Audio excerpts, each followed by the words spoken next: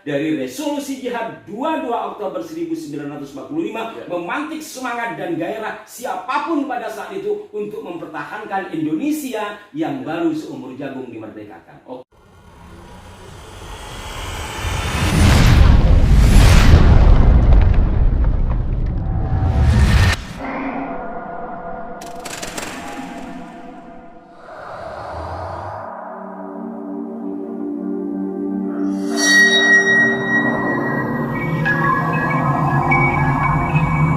Assalamualaikum warahmatullahi wabarakatuh. Waalaikumsalam warahmatullahi wabarakatuh.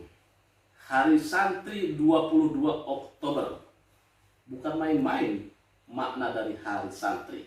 Nah, kita akan mengelaborasi, merefleksi beberapa puluh tahun ke belakang. Kenapa Hari Santri tanggal 22 Oktober?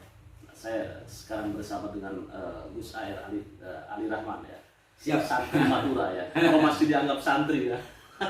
Santri itu abad-abad. Oh gitu.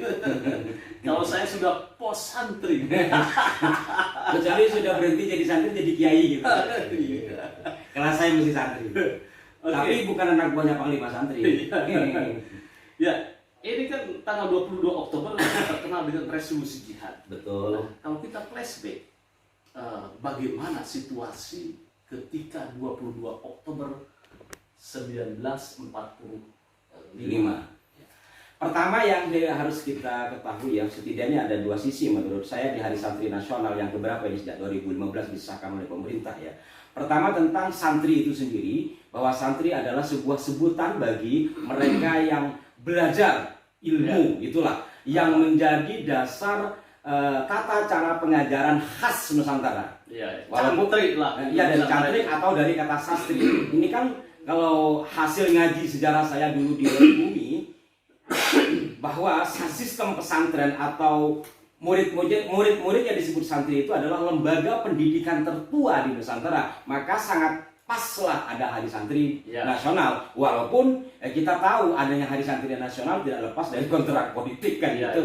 Tetapi hal yang menarik lagi terkait dengan sejarah perjuangan bangsa ini, di mana akhirnya setelah Hari Santri Nasional mau ditetapkan dan mau diakui lah oleh pemerintah ya, PBNU melalui musyawarah nasional pada saat itu, terutama melalui ketua umumnya Kiai waktu itu ya Kiai Haji Said Akil Siraj, mengharapkan jikalau Hari Santri mau ditetapkan jangan 1 Muharram, karena awalnya 1 Muharram.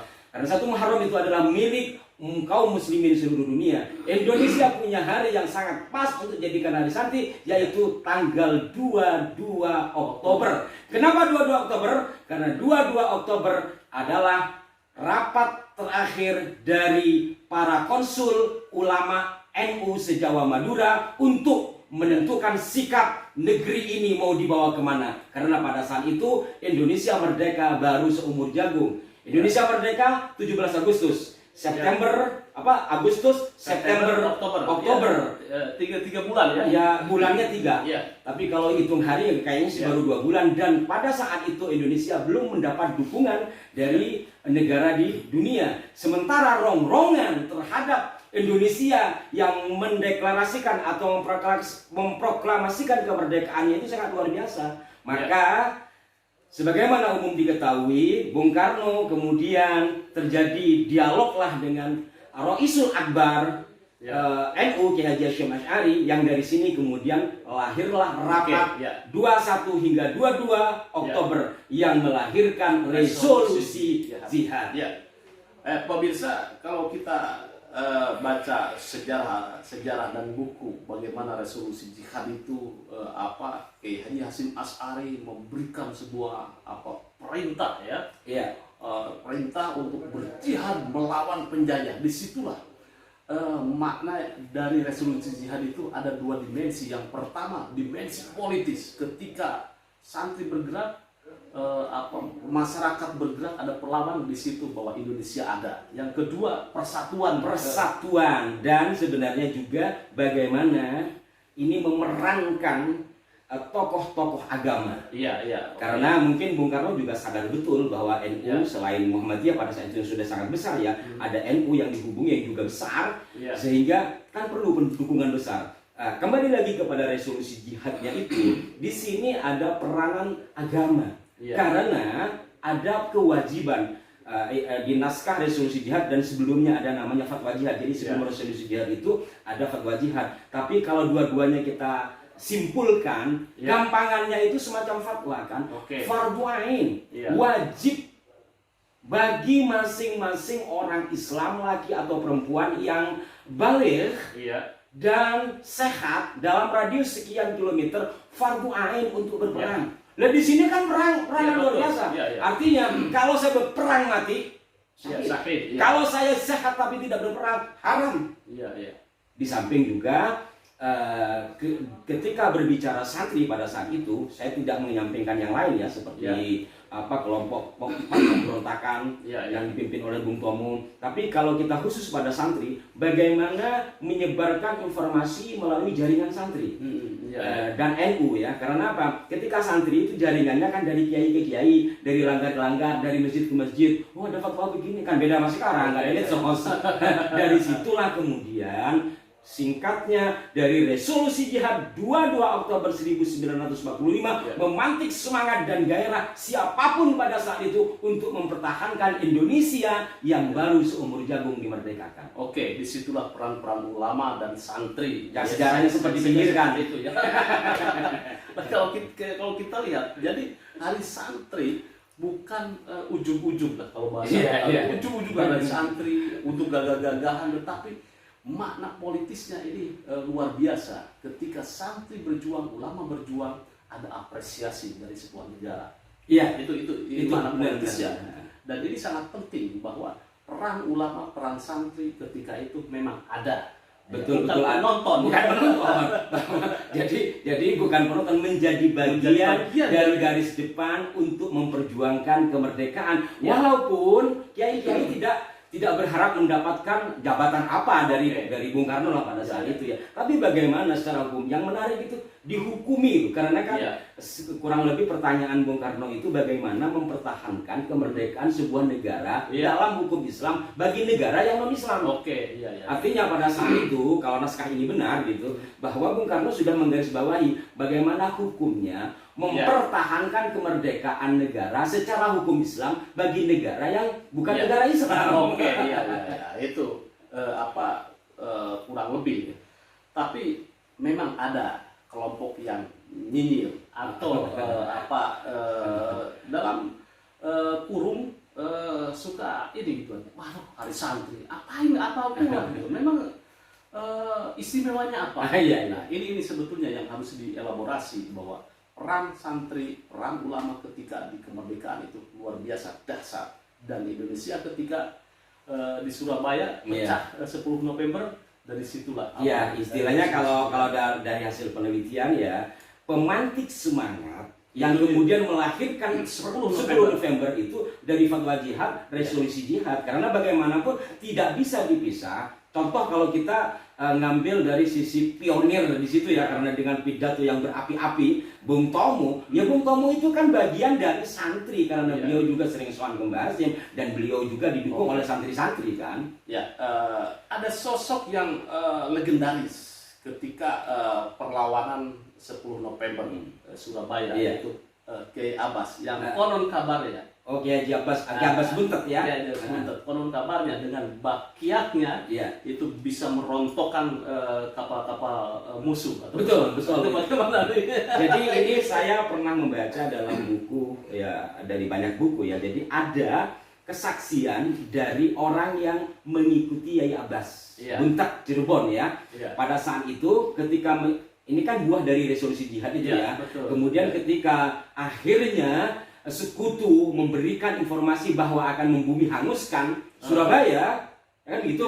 Akhirnya kiai-kiai ini kan rapat, terutama dari Hizbullah, pasukan-pasukan yang dilatih oleh Jepang yang pengikutnya adalah para kiai. Dari NU cabang Jawa Barat pada saat itu berangkatnya jadi Cirebon, itu Ki Abbas berangkatlah ke Surabaya melalui Rembang. Nah ini yang bercerita adalah pengikutnya. Nah disinilah kemudian nanti setelah dari Rembang beliau ke Surabaya. Di Surabaya ini kan ada pengikutnya namanya Kiai kan. Nah, pengikutnya Ki Abbas inilah yang menceritakan, bukan Ki Abbas sendiri. Mana ada Kiai saya begini, Saya sakti. Jadi menurut santri yang mengikuti Ki Abbas itu melihat ketika itu kan benar-benar di bumi hangus kan, Ya. pesawat tempur. Jadi Abbas itu berdoa. Ya. Jadi ceritanya gini, beliau itu membawa bakya tapi sebelumnya belum nggak dipakai. Iya, iya. Sebelumnya nggak dipakai. Oke, pokoknya intinya pas waktu Ketika sampai ke Surabaya itu bakya. baru dipakai. Iya, Nah, make apa namanya Bakya. bakya itu lalu beliau berdoa. iya.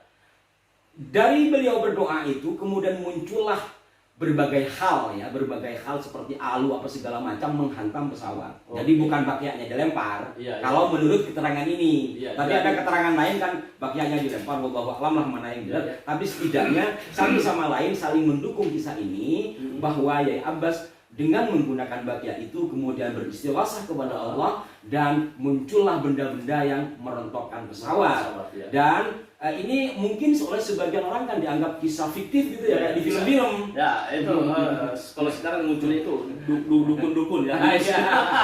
Tapi kan akhirnya setelah diteliti, kan pesawat tempur itu ada hitungannya. Iya. Ya sekutu memiliki pesawat tempur berapa kan gitu ya.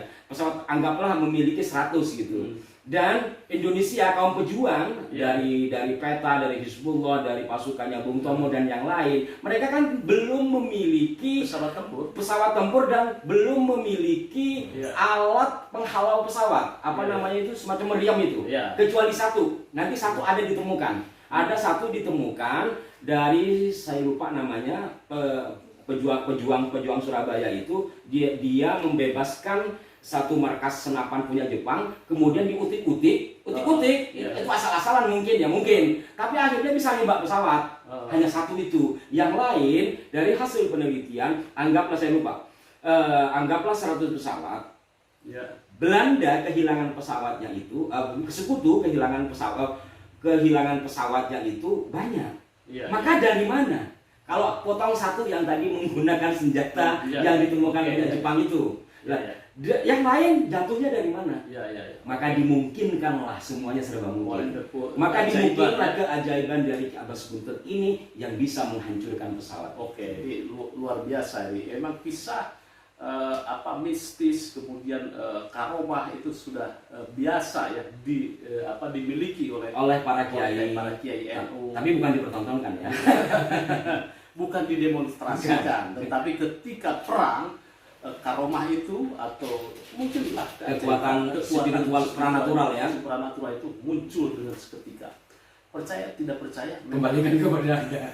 Kembalikan kepada Anda. Kata Yesa, percaya ya karepmu gitu. Tapi realitas mengatakan seperti itu, yang pada intinya dengan resolusi jihad 22 Oktober itu yang kemudian oleh PBNU diusulkan setelah sebelumnya ada komunikasi dengan Gus Torik ya. Jadi pencetus Hari Santri itu adalah Gus Torik di Malang yang kemudian disahkan oleh Pak Jokowi. Pak Jokowi juga mengiyakan 22 Oktober setelah melalui rapat.